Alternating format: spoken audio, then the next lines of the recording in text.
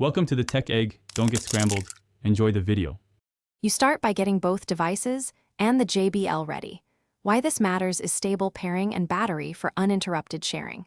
Turn the JBL on and hold the power button until pairing LEDs flash. This puts the headset into discoverable mode. On the primary device, open Bluetooth settings and make sure visibility is on.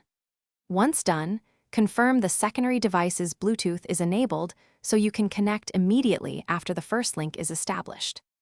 You pair the JBL to the primary device first because the headset accepts one main connection and then allows sharing. This avoids connection conflicts.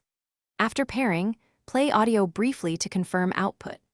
Next, open your device's audio sharing or dual audio feature.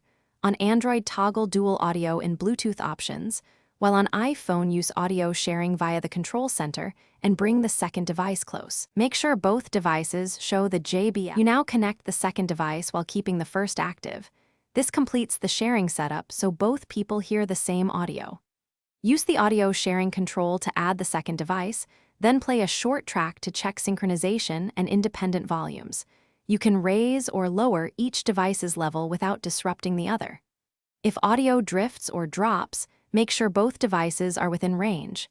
If problems persist, restart Bluetooth on both phones and re-enter the headset's pairing mode to reset connections.